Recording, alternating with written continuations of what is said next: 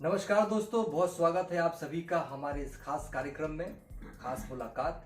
आज हमारे साथ वो शख्स स्क्रीन शेयर कर रहे हैं जिन्होंने बचपन से लेके अब तक का जो सफ़र शुरू किया है, हर आयाम में एक ऊंचाई को छुआ है।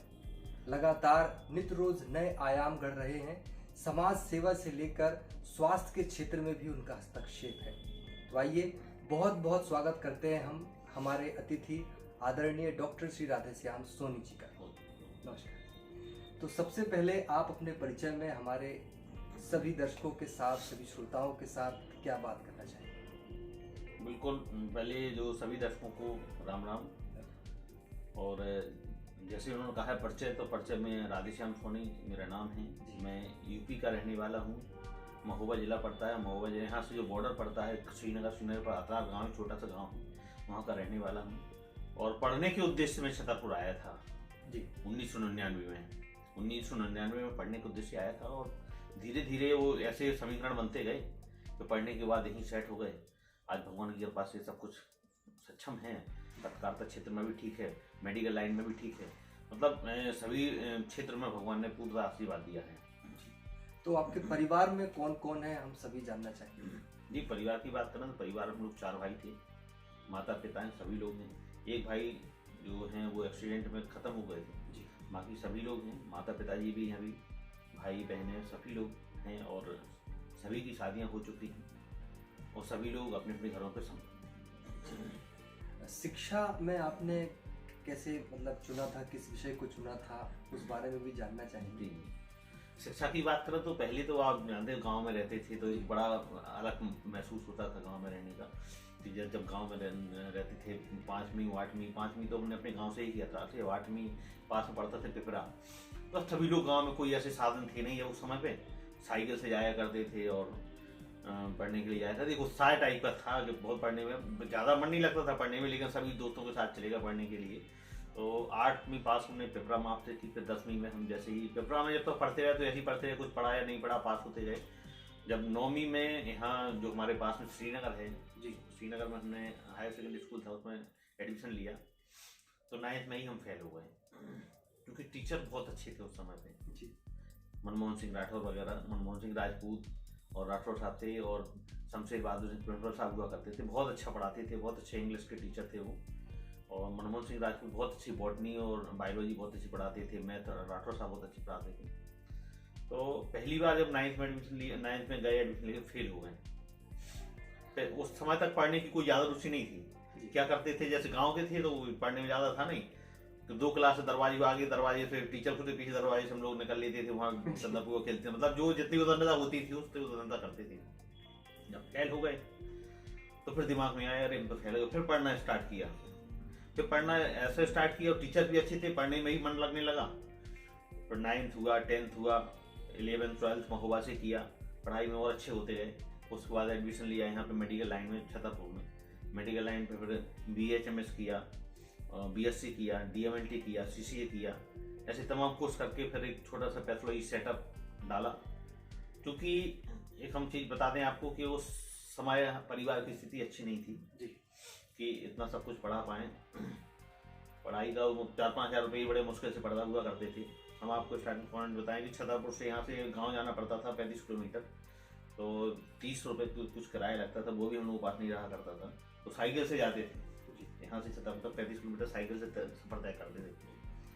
अच्छा भी लगता था। एक साइकिल थी हमारे पास बहुत पुरानी, वो भी टूटी फूटी थी, लोग हंसा करते थे साइकिल से आ रहा। तो साइकिल को हमने क्या पेंट लिया पोतने वाला, उस साइकिल में पूरा पेंट पोत डाला, लोग और हंसे साइकिल में पेंट पोत दिया क्योंकि नहीं दिखेगी।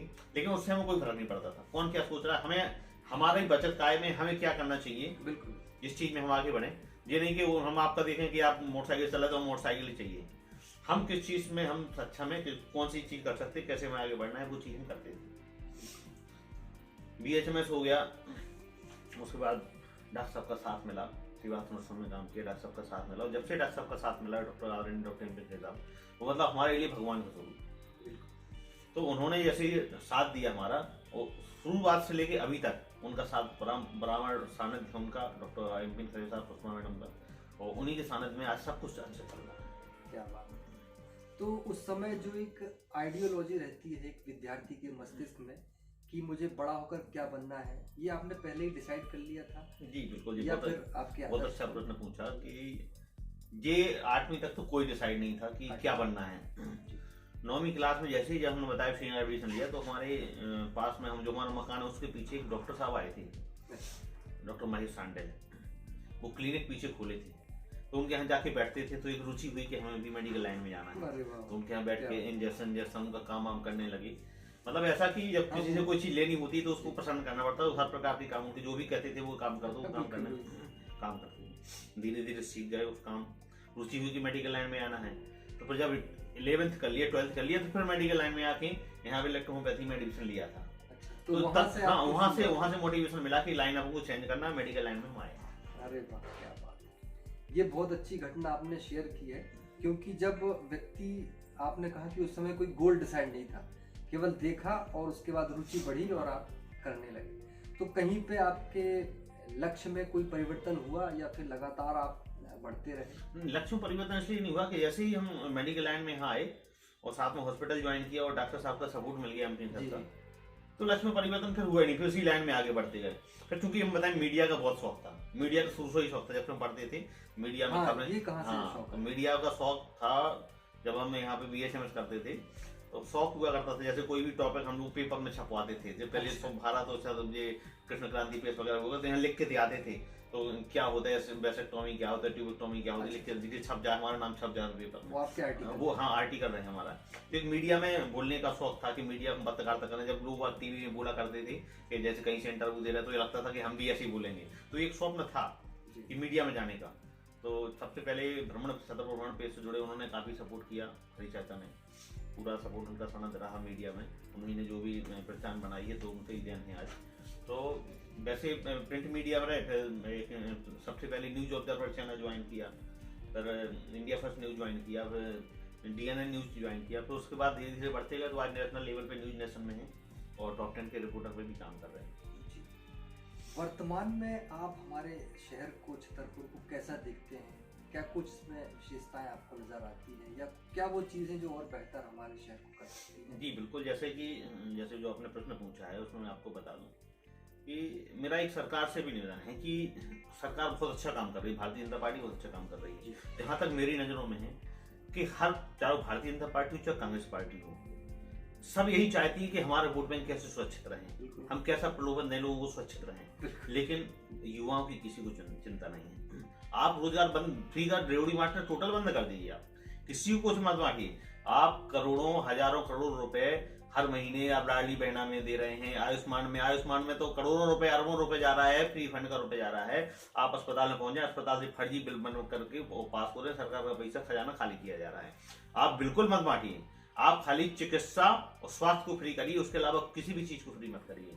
आप जैसे 1000 करोड़ की हर महीने आप बांटते हैं, 1000 करोड़ रुपए के एक जिले में आप कोई उद्योग लगा दें, उसमें जितने बेरोजगार हैं उनको आप उसमें नौकरी दें, उनको पैसा दें, तो स्वावलंबी भी बनेंगे, नौकरी भी करेंगे वो, और सरकार मतलब विकास भी होगा, लोगों को रोजगार भी मिलेगा, उन्नति भी होगी और लोग भी खुश रहेंगे। इससे भी लोग खुश रहेंगे, चाहे भारतीय जनता पार्टी हो चाहे कांग्रेस पार्टी हो, इससे भी वोट बैंक आपका बनेगा। युवा जो आजकल अपराध बढ़ रहे हैं तो अपराध नहीं बढ़ेंगे। जब आदमी को रोजगार मिल जाएगा, उसको 4 पैसे मिलने लगेंगे, वो अपने कमाई के पैसे मिलने लगेंगे। अभी आप देखिए देहातों में जाइए आप, तो लोग बाग फ्री का मिल रहा, फ्री का राशन मिल रहा, फ्री का खाने को मिल रहा, कोई कुछ आदमी इतना निकम्मा हो कुछ करना नहीं चाहता। आप टोटल बंद कर दीजिए, आप तो उद्योग लगाइए, उनको रोजगार दीजिए, उनसे काम कराइए, फिर उनको पैसे दीजिए, तो उनको भी अच्छा लगेगा कि हमने मेहनत का खाया है और आपका रोजगार भी बढ़ेगा, आपकी योजना, आपकी जो फैक्ट्री लगाएंगे उसका भी उद्योग बढ़ेगा, एक नाम भी होगा, विकास क्षेत्र का भी नाम होगा। तो ये सोच ऐसी, मेरा उद्देश्य ऐसी पार्टी को सोचना चाहिए। जी जी,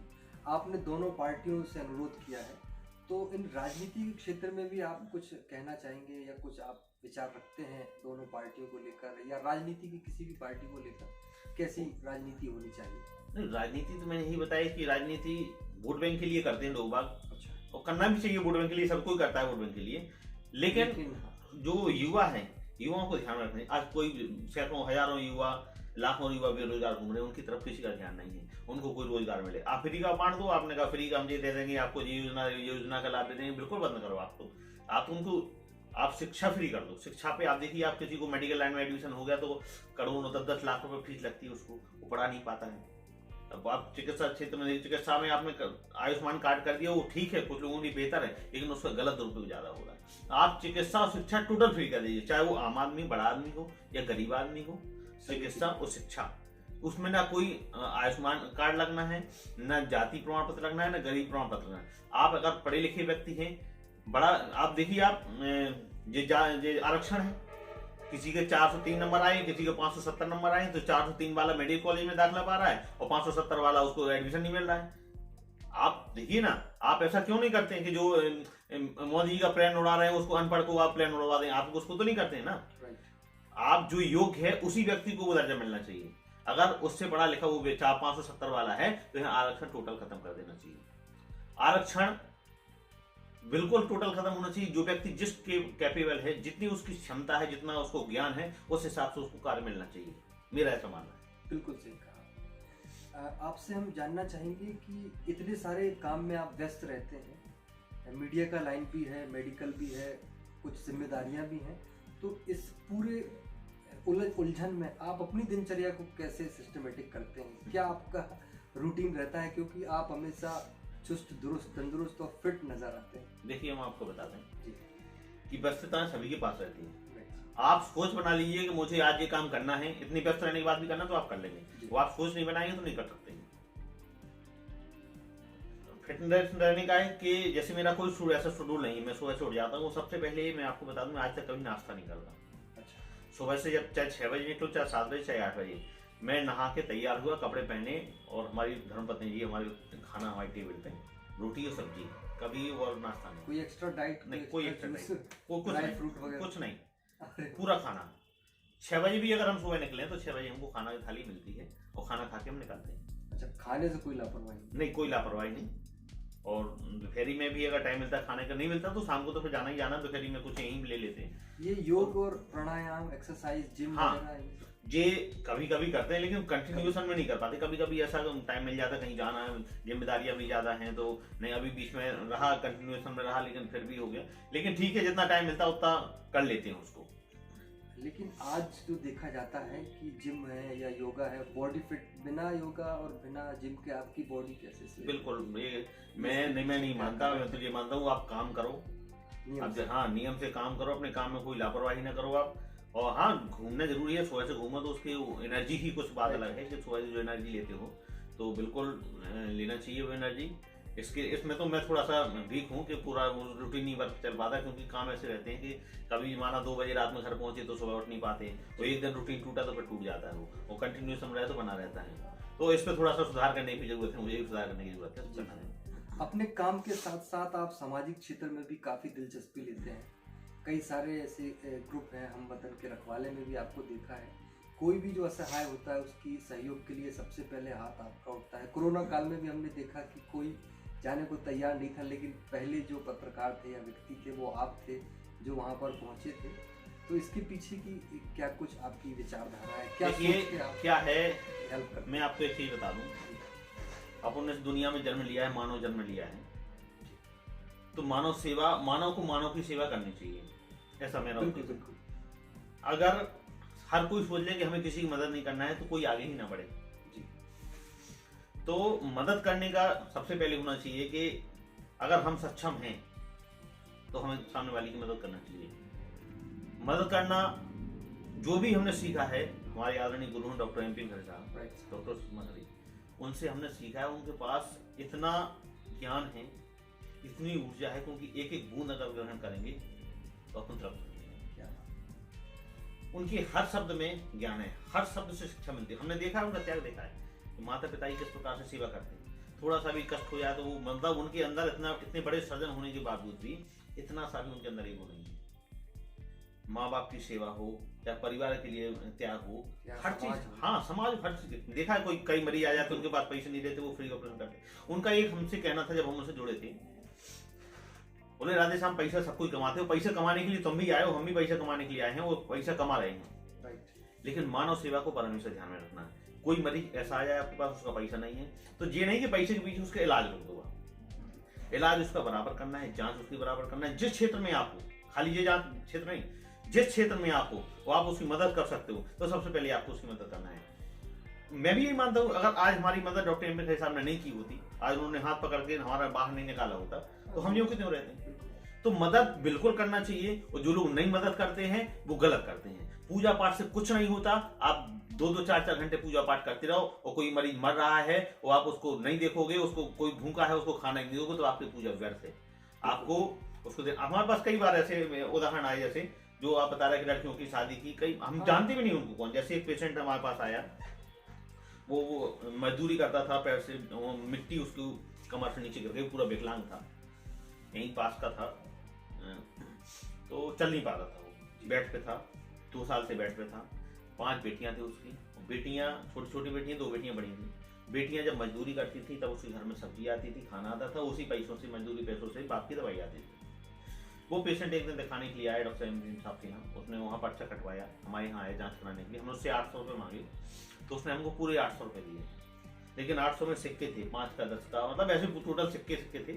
तो हम चूंकि पेशेंट की हिस्ट्री जानना चाहते कि पेशेंट वास्तव तक गरीब है कि बन रहा है, तो हमने उससे पूछा भाई क्या काम करते हो, किराने की दुकान है या सब्जी की दुकान है, क्योंकि ऐसे छोटा पैसा वहीं आते हैं। तो और उसने ये नहीं कहा हमसे कम कर लो, उसने पूरे 800 दिए। तो वो आंखों में उसके आंसू भरा, बोले भाई साहब पैसे हम मांग के लाए हैं, हमारे पास तो कुछ है नहीं। उसने अपनी स्थिति बताई पूरी, पैसे मांग के लाए, किसी ने 10 का दिया, किसी ने 5 का, पूरे गांव से पैसे उगाए हैं, इलाज के लिए दिए। बड़ा दुख हुआ, हमने उसके पूरे पैसे वापस लौटाए, डॉक्टर साहब को फ़ोन किया, उसकी फीस लौटवाई, फ्री दवाई दिलाई उसकी, फ्री डॉक्टर साहब के यहाँ ऑपरेशन कराया।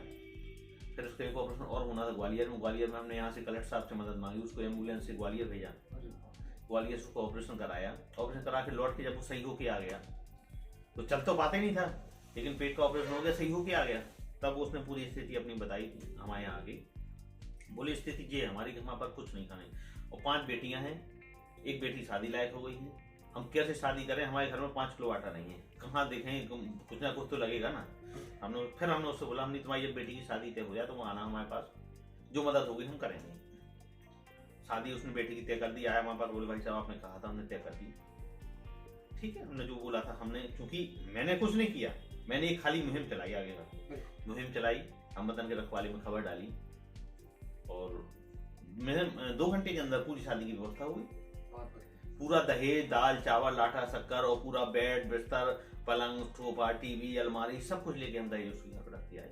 बड़ा खुश हुआ। जब हम उसके घर पहुंचे तो घर वाले उसके रिश्तेदार थे, अंदर लोग आ गए, बोले भाई साहब मंडप कितने गए, बोले हमें विश्वास था आप आएंगे, और रोने लगा। उसने आटा दिखाया, बोले मात्र 10-15 किलो आटा हमारे यहाँ पड़ा है, कुछ नहीं है, लेकिन जब विश्वास था आप लेके आएंगे, आप लेके आए। और मतलब वो समय याद आते हैं कि मतलब गरीबी भगवान किसी को ना दे, है ना। तो यही होना चाहिए। पैसा हमारे पास, वैसे हम जाएंगे बड़े बड़े होटलों में जाएंगे तो 100-50 उसको टिप दे देंगे, हैं, और आपने देखा होगा कोई मांगने वाला आया, अरे तुम रोज आया जाते हो, धुतकार दे, बिल्कुल नहीं धुतकारना चाहिए। वो 10 बार आएगा, महीने में अगर 10 दिन आता है तो 10 ही रुपये ले जाएगा ना, 100 रुपये ले जाएगा ना आपकी, है ना।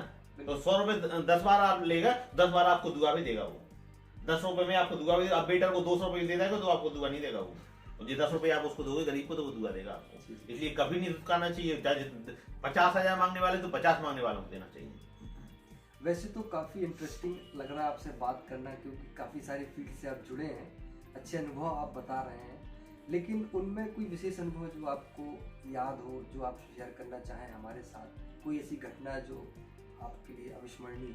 हाँ, क्या होता है, जैसे मैं एक बहुत बताया परिस्थिति बताया, किस परिस्थिति से निकल के बाहर आए हैं जी। तो चूंकि हटवारा में पैथोलॉजी सेंटर हुआ करती थी, तो चूंकि हम इस क्षेत्र से थे ना, तो हम शराब पिए, ना बीड़ी, ना गुटखा, ना जुआ, कुछ नहीं करते थे। एक अनुभव हम बता रहा हूँ, हमने पूछा तो शेयर मार्केट चला था MCS उस टाइम पे जी। तो MCS की दुकान सामने खुली, वो हमें निमंत्रण देने आए, उद्घाटन का हम गए। तो चूंकि ये होता है ना, जिसकी दुकान में पहुंचो कोई कुछ लेना पड़ता है, तो हमने कहा यार आपकी दुकान में कुछ है नहीं लेने के लिए। बोले हमारा तो शेयर मार्केट काम है, उसका तो अलग तरीके से फायदा होती है, इसमें कहा एक दिन में आपको 50,000 बच जाए, 5,000 लगाओ 50,000 मिल जाए। तो हमने उस दिन अनशोभा कर दिया और चले गए। एक दिन हम फ्री बैठे थे, हमने चलो देखें इस दुकान में क्या होता है, आखिर करते क्या है जी। तो देखा तो एक व्यक्ति आया, उसने बोले 5,000 का हमारा सोना खरीद लो। उसने खरीदा और थोड़ी देर में वहीं बैठे रहे, 1 घंटा नहीं हुआ, वो 25,000 हुआ उसके। आया उसने 25,000 लिए, चले गए। ये काम तो अच्छा है, हम दें 100-50,000 रुपए में। तो हमने भी कहा 5,000 मैं लगा दो, तो हमने 5,000 लगा दिए, तो 20,000 हमें मिले। फिर हमने 20 लगा दिए, 1.5 लाख मिले, और 1.5 लाख लगा दिए तो 2.5 लाख मिले। अरे हम तो 3 दिन के अंदर 2.5 लाख रुपए कमा चुके, लखपति हुए। हमने कहा ये तो अच्छा काम है। फिर हमने 2.5 लाख ही लगा दिए और मालूम चला 2.5 लाख लगा के फ्रेश हो गए, 8 लाख घटने लगे। अब जी लगे, अब होगा कि कभी जुआ ऐसा खेला नहीं है, अब बोले ये 6 लाख, अब 6.5 लाख रुपए की तत्काल व्यवस्था कहाँ से करने, जोड़ जोड़ के जैसे तैसे करके घर का वो सब वो जो कमाए थे वो चले गए, 2-3 लाख रुपए इधर से उधर उठा के जमा किए, वैसा किए। उस वक्त क्या है, हम करीब 6-7 लाख रुपए के लॉस में चले गए। फिर बाहर निकल के आए कि इस काम नहीं कुछ नहीं तो सब कुछ मिट जाएगा। तो ये अनुभव था कि कभी कभी ऐसा हो जाता है कि फंस जाए तो उसे आसानी से निकल आना जाना चाहिए बाहर, दोबारा नहीं जाना चाहिए। बिल्कुल सही। हमारे जो यूथ है, हमारे जो युवा हैं, इस वक्त काफ़ी थोड़े से भ्रमित हैं, क्योंकि जो आपने बात कही थी रोजगार की, वो उन्हें परेशान करती। तो आप उनसे कुछ अपने अनुभव रखना चाहेंगे कि कैसे वो युवा आगे बढ़ सकते हैं, क्योंकि सरकार के हिसाब से रहना या उनके ही आश्रय रहना कहाँ तक सही है? हाँ बिल्कुल सही है। आप तो देखो युवा परेशान है और दुकानदार परेशान है। आप देखिए जब से ऑनलाइन मार्केट हो गया है, हर घर में ऑनलाइन सौदा आती है। किसी को खरीदना ऑनलाइन अमेजोन सर्च किया या कुछ भी सर्च किया और सर्च करने के बाद तुरंत उन्होंने डाला तो घर पर डिलीवरी बाद दे जाता है। दुकानदार बेचारे बैठे हैं, कोई पूछने वाला नहीं है। और जो बेरोजगार हैं, बेरोजगार कुछ करने भी चाहे तो कर नहीं पा रहे, ऑनलाइन ही नहीं कर पा रहे हैं। कुछ क्या रोजगार करें, जो रोजगार करते हैं सब चीजें ऑनलाइन होने लगी हैं आजकल। कपड़ा खरीद लो ऑनलाइन, जूता घड़ी साबुन जो भी खरीदना, मोबाइल ऑनलाइन, हर चीज ऑनलाइन होगी, टीवी फ्रिज हर चीज ऑनलाइन।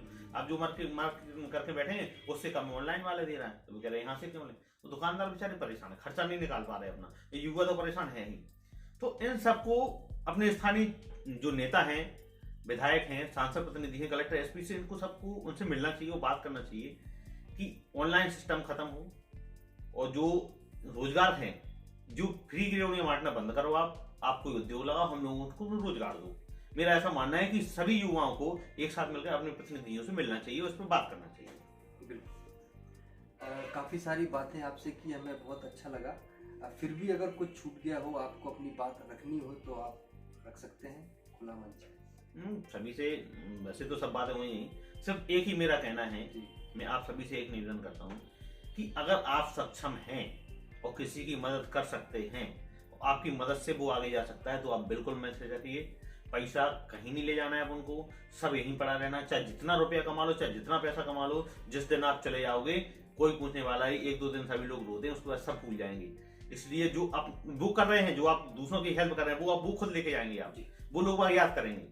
आप अरबों खरबों रुपए जमा के रख दें, आपने किसी के लिए कुछ नहीं किया तो आपको कोई नहीं पूछेगा मरने के बाद भी। अगर मरने के बाद अच्छा काम करके जाओगे तो आपको सब कोई पूछेगा। इसलिए मेरा यही है निवेदन है कि हेल्पिंग नेचर जरूर होना चाहिए। किसी की कोई गड्ढे में गिर रहा है तो उसको, आप निकल रहे हो गड्ढे में गिर गया तो उसको निकाल के बाहर कर दो। हम कई बार ऐसा होता है कि जैसे कोई हेल्प कर रहा है, उन्होंने कहा हमने उसकी हेल्प, हम जितना करते हैं हमारे साथ तो भगवान ने ऐसा कर दिया। जैसे उन्होंने कहा हम तो बहुत पूजा पाठ करते हैं, हमने उसकी हेल्प की, इसकी शादी की, भगवान ने हमारे साथ हमारा घर में ऐसे बिगाड़ दिया। कई चीजें ऐसी होती हैं कि उससे ज्यादा होना होता है। जैसे एक उदाहरण बताऊं मैं आपको, एक कीचड़ फंसा था, कीचड़ में गाय फंस गई थी और 3 लोग जा रहे थे एक शादी में तैयार होगी। तो जैसे ही गाय बीच में फंसी थी, वो इधर उधर निकलना था, तो 2 लोग तो गाय को ने कहा हम जा रहे हैं शादी में, कौन गाय को निकाले। उसकी गाय के ऊपर पैर धर के निकल गए, वो चले गए शादी में। तीसरा व्यक्ति आया तो उसने देखा यार गाय फंसी है, उसने कपड़े उतारे, गाय को बाहर निकाला, गाय को बाहर निकाल के फिर उसने तैयार फिर गया। तो 2 जो निकल गए गाय के ऊपर पैर, उनको कुछ नहीं हुआ, बड़ी आराम से उन्होंने खाया पिया। और जो व्यक्ति ने इतनी मेहनत करके गाय को बाहर निकाला, वो जैसे ही आगे चला तो इतना बड़ा उसको कांटा लगा कि वो बेहोश टाइप का हो गया। तो उसने भगवान से कहा, भगवान 2 लोग जो गाय पे पैर रखे निकल गए, उनको कुछ नहीं हुआ, मैंने 2 घंटे मेहनत की और गाय को निकाला बाहर, और मेरे साथ ये आपने कर दिया कि मैं चल नहीं पा रहा हूँ, मैं बेहोश हो गया हूँ। तो भगवान प्रकट हुए, उन्होंने कहा कि 2 लोगों को जो स्वर्ग मिलना था वो नरक हो गया उनका, और जो तुम्हें सर पे बैठा था काटने के लिए वो कांटा बन गया है। तो कहीं ना कहीं ऐसा होता है, भगवान किसी का बुरा नहीं करता, तो उस चीज को अपन ले आते हैं, उस चीज में तो हो सकता है उससे बुरा होना हो तो उतने में अलग निकल गई। तो ये बिल्कुल नहीं सोचना चाहिए, हेल्प जरूर करना चाहिए लोगों को। हमारा चैनल जनहितार्थ जो लगातार प्रयास करता है लोगों से मिलने का, उन्हें जानने का और लोगों तक उनकी चरित्र को पहुंचाने का कि वो क्या सोच रखते हैं। तो हमारे चैनल के लिए कुछ कहना चाहें, कुछ आशीर्वचन आपके? नहीं, बिल्कुल बहुत अच्छी आपकी मुहिम है। कम से कम आपके चैनल के माध्यम से जो बातें सामने निकल के आती हैं, कई लोगों के आप इंटरव्यू करते होंगे जी, मेरा भी आपने किया है। जो मेरी भावना थी मैंने आपके चैनल पर बताई हैं। जो युवा भी सुन रहे हो, जो भी मेरा देख रहे हो, तो हो सकता है कुछ ना कुछ उसमें वो उनके अंदर ये ऊर्जा पहुंचे निश्चित। और वो भी इस हेल्पिंग नेचर में आ जाएं। तो ये बहुत ही अच्छा आपका कार्य है, नेक कार्य है, और सभी लोग इस चैनल को देखें, सब्सक्राइब करें। बहुत बहुत धन्यवाद हमारे साथ बात करने के लिए, शुक्रिया, नमस्कार। और एक बात के साथ हम आपसे विदा लेंगे, जैसा कि सर ने भी कहा है, मानव सेवा ही सबसे बड़ी सेवा है, सबसे बड़ी पूजा है। विवेकानंद जी ने भी कहा है, एक फंक्शन के दौरान उनसे पूछा गया कि आप इतने ऊर्जावान हैं, इतने तेजस्वी हैं, आप किस भगवान को पूजते हैं? तो उन्होंने कहा था कि मैं उस भगवान की पूजा करता हूँ जिसे लोग इंसान कहते हैं।